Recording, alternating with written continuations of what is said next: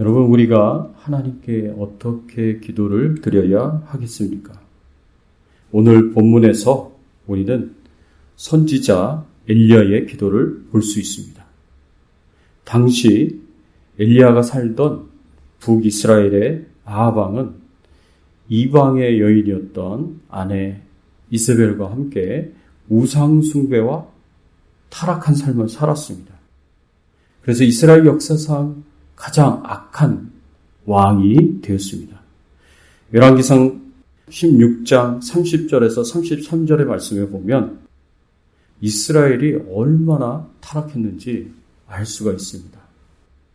오므리의 아들 아합이 그의 이전의 모든 사람보다 여호와 보시기에 악을 더욱 행하여 느밧의 아들 여로보암의 죄를 따라 행하는 것을 오히려 가볍게 여기며 시돈 사람의 왕 엣바알의 딸 이세벨을 아내로 삼고 가서 바알을 섬겨 예배하고 사마리아에 건축한 바알의 신전 안에 바알을 위하여 제단을 쌓으며 또 아세라상을 만들었으니 그는 그 이전에 이스라엘의 모든 왕보다 심히 이스라엘 하나님 여호와를 노하게 하였더라. 이 말씀에 보면은요, 아합이 그 이전의 모든 사람보다 여호와 보시기에 악을 행하였다라고 그렇게 말씀을 하고 있습니다. 악한 왕들이 많이 있었지만 그 모든 악한 왕들보다 더 많은 악을 하나님 앞에 행하였습니다. 그래서 최악의 왕이었다라는 것을 알 수가 있습니다. 또 여로보암의 죄를 따라 행하는 것을 오히려 가볍게 여겼다. 그렇게 말씀하고 있는데 여로보암의 죄는 금송아지 우상 숭배를 하는 죄였습니다. 그래서 북이스라엘의 죄악의 원형이 금송아지 우상 숭배인데 그것보다 더 심각한 그런 죄악을 하나님 앞에 지었다라는 것을 의미합니다. 시돈 사람인 이세벨을 아내로 삼고 바알을 섬겨 숭배했다라고 표현했습니다. 하나님이 금하신 이방 여인과의 결혼을 했고 이방인들의 신을 따라 섬겼다라는 말씀입니다. 거기서 더 나아가서 바알 신전을 만들고 바알을 위한 제단을 쌓으며 아세라상을 만들고 섬겼습니다. 그냥 우상 숭배를 따라가는 정도가 아니라 아예 우상을 위한 신전을 만들었고 제단과 우상을 만들어 섬겼다라고 그렇게 표현했습니다. 그러니 결과적으로 그 이전에 이스라엘의 모든 왕보다 더 하나님을 분노하게 하였습니다. 어떻게 이렇게까지 이스라엘이 타락했을까? 어떻게 이렇게까지 왕이 타락했을까? 그렇습니다. 그 안에 이방 여인이었던 이세벨의 영향이 컸다라고 우리가 볼 수가 있습니다. 바로 이러한 문제 때문에 하나님께서요, 이방 여인과 결혼하지 말라라고 그렇게 강력하게 명령을 하신 이유가 바로 여기 있었습니다. 그런데 왜 아합은 하나님의 명령을 무시하고 이방 여인과 결혼을 했을까요? 거기에는 정치적이고 외교적인 이유가 있었다라고 우리가 생각해 볼 수가 있습니다. 나름대로 평화와 안정을 지키기 위해서 정략 결혼을 한 것입니다. 나라의 안정과 평화를 위해서 하나님을 의지했어야 되는데 하나님을 의지하기보다는 이 세속적인 권력과 힘을 의지한 것입니다. 그래서 시돈의 이제 공주였던 이세벨을 아내로 맞이해가지고 나라의 안정과 평화와 번영을 추구했다라고 우리가 볼 수가 있어요. 나라의 안정과 평화를 위하여 택한 세상적인 방법으로 인해 오히려 그 안정과 평화를 가져다 주시는 하나님을 거부하고 하나님 반대편에 서게 되었습니다. 그래서 열왕기상 18장 19절의 말씀에 보면 심지어 그들의 궁궐이 왕궁이 아예 바알신과 아사라신을 섬기는 자들의 기숙사처럼 되어버린 것을 우리가 볼 수가 있습니다.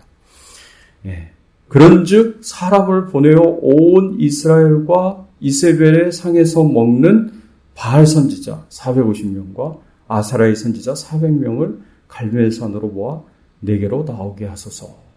여기에 보니까 이스라엘과 이세벨의 상에서 먹는 바알 선지자, 아세라 선지자, 여기서 이렇게 표현하고 있어요.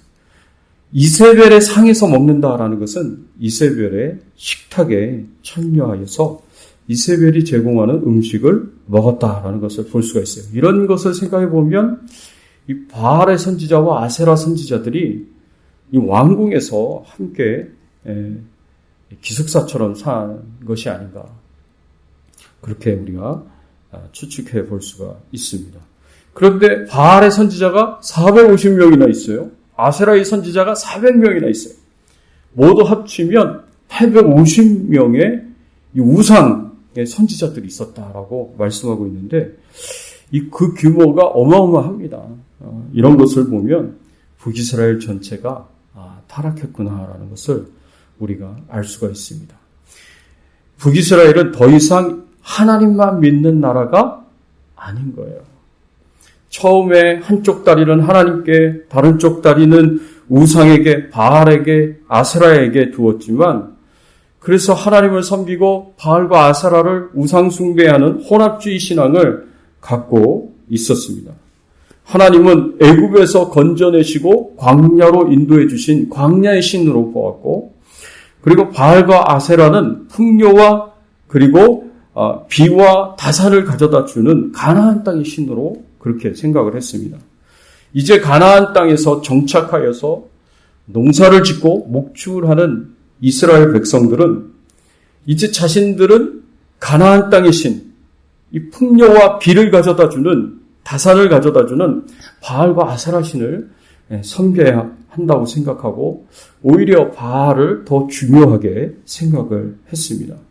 아합 왕의 경우는 확실히 하나님보다 바알을 더 중요한 신으로 보고 그렇게 바알을 섬기며 풍요로운 삶을 추구했다라는 것을 알 수가 있습니다. 그래서 이세벨은 원래 바알과 아세라 우상 숭배했었던 이방 여인이었고, 그 영향을 받은 아합도 하나님보다 바알과 아세라 신을 섬기는 걸 더 중요하게 생각을 했고, 이런 왕과 왕비의 영향을 받은 이스라엘 백성들 역시 하나님과 우상을 함께 믿고 점점 하나님으로부터 멀어지고 우상 숭배에 훨씬 더 가까이 가는 그런 모습을 보이게 됩니다. 하나님이 이런 이스라엘 백성들을 어떻게 하실까요? 배은망덕한 왕과 백성들을 향하여 노하셔서 당장에 심판하셔야겠다라고 생각하지 않겠습니까? 그런데 우리 하나님은 죄인을 사랑하시고 죄인을 돌이키기를 원하시는 분이십니다. 이런 하나님께서 타락한 세상 사람들을 향하여 우리가 어떻게 하기를 원하실까요? 오늘 본문에 보면 한 사람이 나오는데, 아합 왕으로 인하여 우상 숭배에 깊이 빠진 그 이스라엘 백성들을 다시 하나님께로 돌이키려고 굉장히 많은 노력을 기울이는 한 사람이 나옵니다. 하나님과 똑같은 마음을 품은 사람이었습니다. 그 사람이 바로 엘리야 선지자입니다. 하나님께서는 저 죄를 짓고 있는 백성들을 버리시고 심판하셔도 되는데 오히려 심판하시는 대신 엘리야 선지자들을 그들에게 보내셔서 그들을 돌이키려고 하십니다. 오늘 본문에 보니까 엘리야를 통해서 아합 왕과 이스라엘 백성들을 하나님께서 책망하시는 내용이 오늘 말씀에서 나옵니다. 열왕기상 18장 21절의 말씀에 보면 모든 이스라엘 백성들을 향하여 엘리야가 이렇게 책망을 합니다. 엘리야가 모든 백성에게 가까이 나와 이르되 너희가 어느 때까지 둘 사이에서 머뭇머뭇하려느냐. 여호와께서 만일 하나님이시면 그를 따르고 바알이 만일 하나님이면 그를 따를지니라 하니 백성이 말 한마디도 대답하지 아니하는지라. 엘리야가 모든 백성을 책망을 하는 거예요. 너희가 어느 때까지 둘 사이에서 머뭇머뭇하려느냐. 여호와가 만일 하나님이면 하나님을 따르고 바알이 만일 하나님이면 바알을 따르라. 둘 중에 하나 해라. 양다리 걸쳐가지고 이때는 하나님을 섬기고 저 때는 바알을 섬기고 그렇게 하지 말고 하나님을 무슨 들러리로 액세서리로 그렇게 삼는 그런 신앙생활을 하지 말고 둘 중에 하나를 분명하게 결정하라고 그렇게 강력하게 책망하는 그런 말씀을 볼 수가 있습니다. 모두가 치우쳐서 하나님을 떠났을 때, 심지어 권세자들이 앞장서서 하나님을 대적할 때 이 어떻게 해야 하겠습니까? 점점 우리가 사는 땅이 이렇게 되어갑니다. 이런 상황에서 내 자신을 구별하여 믿음을 지키는 것이 참 쉽지 않습니다. 그런데 오늘 엘리야는 담대하게 이들에게 나아가 책망의 말을 전합니다. 우리의 믿음을 지키는 것에 안주하지 않고 잘못된 것에 대하여, 죄에 대하여 책망하는 그 엘리야의 모습을 보면서 우리도 이와 같이 해야 되지 않겠습니까? 이렇게 엘리야 선지자가 담대히 꾸짖으며 그렇게 책망을 하면 이스라엘 백성들 가운데 큰 회개가 일어날 것처럼 우리가 생각할 수 있습니다. 당연히 그런 일이 일어나야 될 것을 기대할 수 있습니다. 그런데 아무도 회개를 하지 않는 거예요. 현실적으로는, 결과적으로는 아무도 이 엘리야 선지자의 책망을 듣고 하나님 앞에 회개하고 하나님께로 돌이키는 사람이 없었습니다. 우상 숭배로 인하여 영적으로 얼마나 이들이 무뎌졌는가라는 것을 우리가 생각해 볼 수가 있습니다. 이 자신들이 하나님께 얼마나 큰 죄를 짓고 있는지를 깨닫지 못하고 있는 거예요. 회개하라!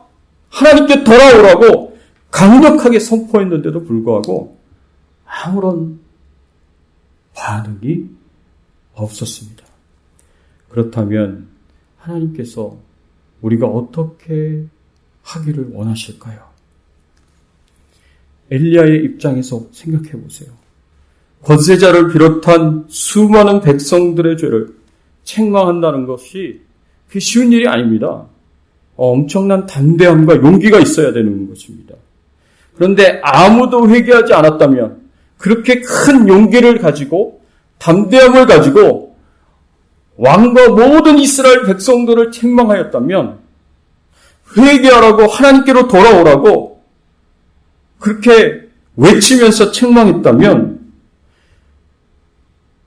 큰 용기와 담대함을 가지고 책망한 것인데 그런데 아무도 회개하지 않았고 변화되지 않았습니다. 그렇다면 실망하고 포기할 수 있을 거예요.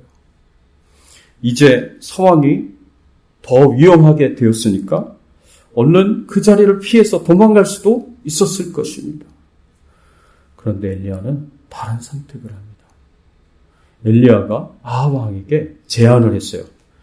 바알의 선지자 450명과 아세라 선지자 400명을 모아 갈멜 산에서 누가 참 신인지 대결해보자.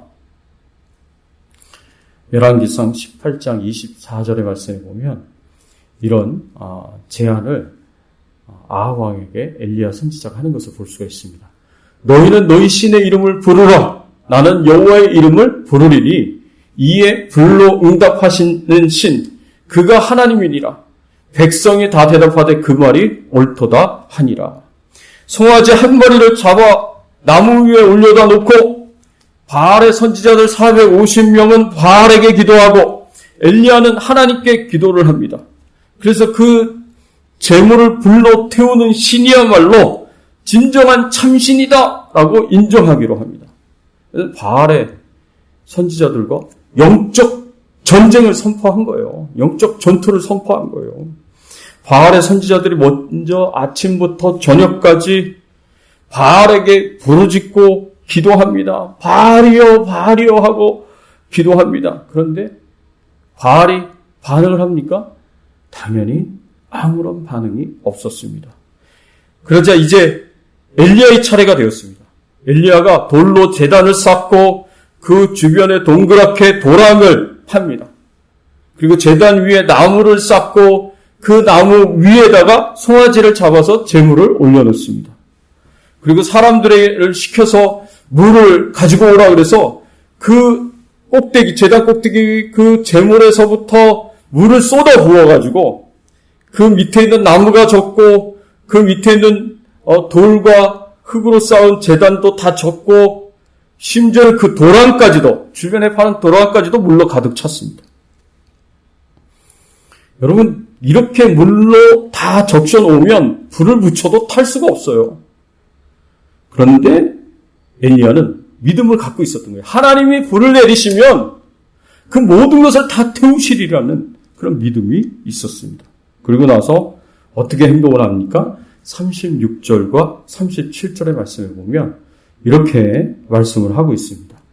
저녁 소재 드릴 때에 이르되 선지자 엘리야가 나아가서 말하되 아브라함과 이삭과 이스라엘의 하나님 여호와여, 주께서 이스라엘 중에서 하나님이신 것과 내가 주의 종인 것과 내가 주의 말씀대로 모든 일을 행하는 것을 오늘 알게 하옵소서. 여호와여, 내게 응답하옵소서. 내게 응답하옵소서. 이 백성에게 주 여호와는 하나님이신 것과 주는 그들의 마음을 되돌이키심을 알게 하옵소서 하매. 오늘 이 말씀에 보니까 하나님을 향하여 간절하게 기도합니다. 여호와여, 내게 응답하소서. 내게 응답하소서. 이 백성에게 주 여호와는 하나님이신 것을 알게 하옵소서. 이 백성에게 나를 통하여 하나님께서 이 백성들의 마음을 돌이키고 계신다는 것을 알게 하옵소서. 하나님, 이 타락하고 부패한 백성들에게 하나님만이 유일한 하나님이심을, 하나님만이 유일한 신이심을 나타내 주시옵소서 하고 간절하게 하나님 앞에 기도하고 있는 것입니다.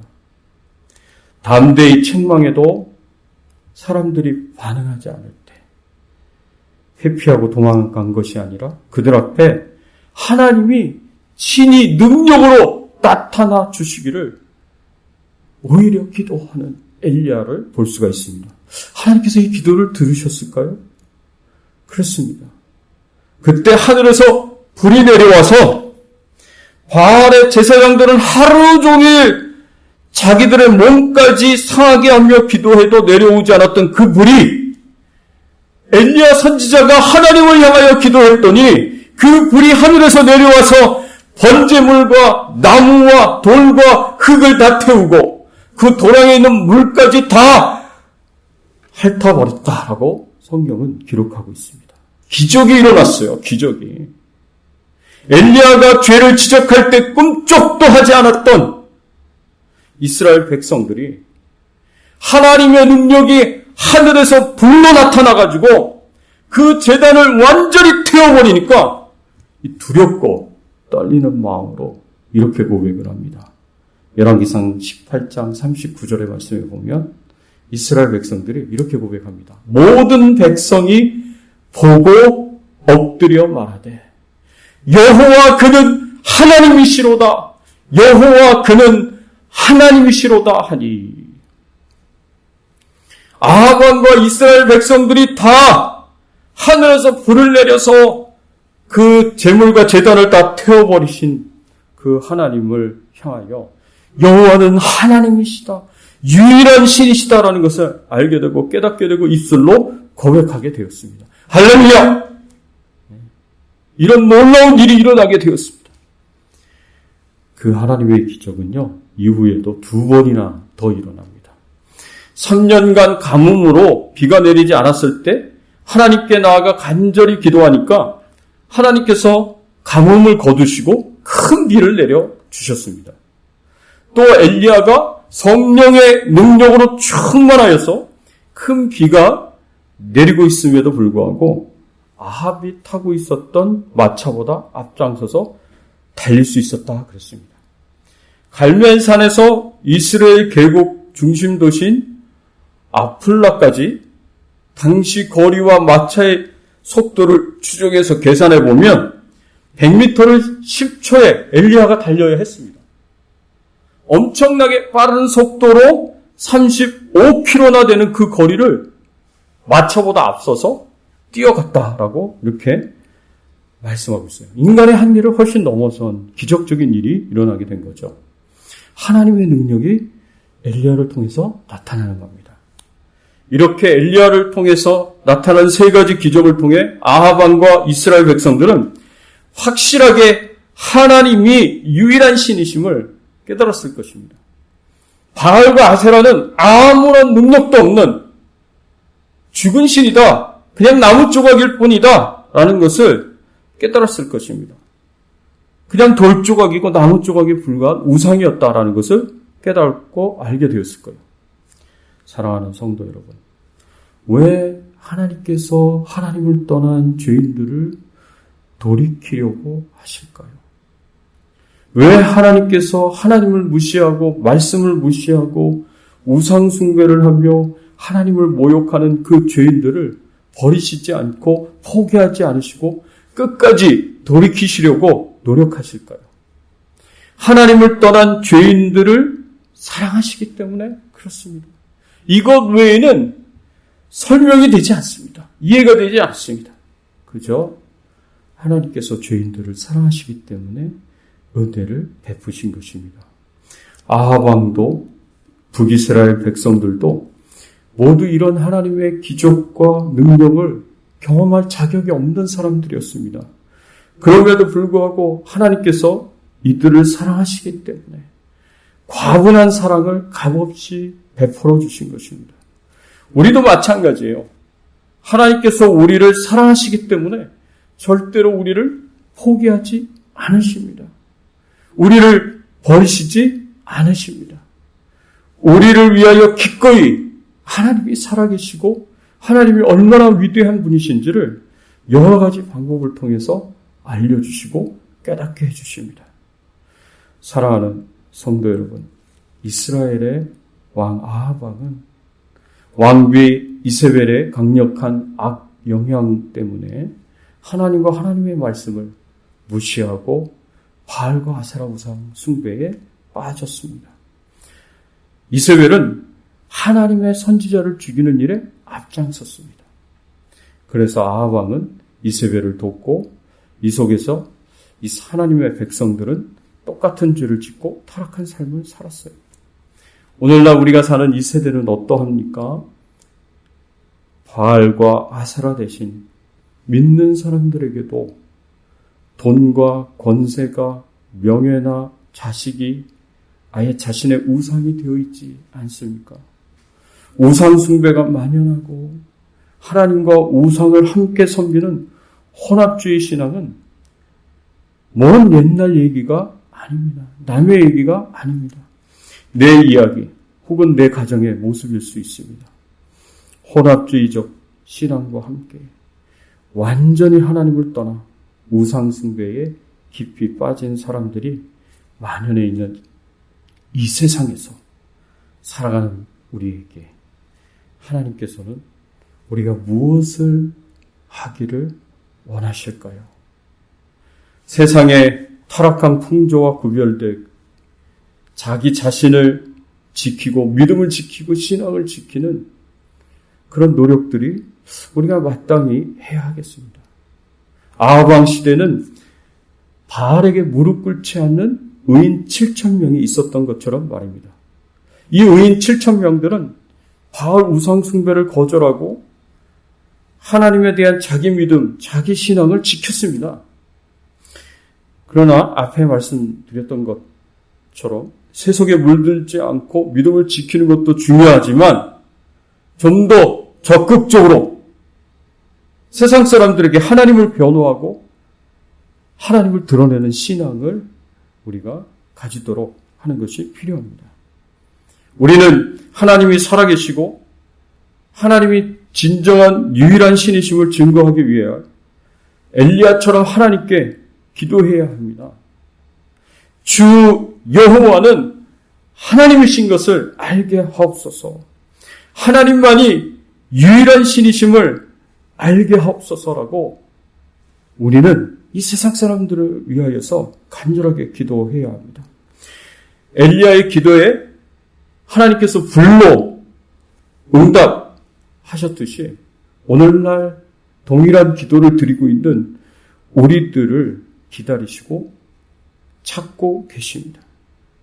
우리의 기도에 기쁨으로 응답하시기를 원하십니다.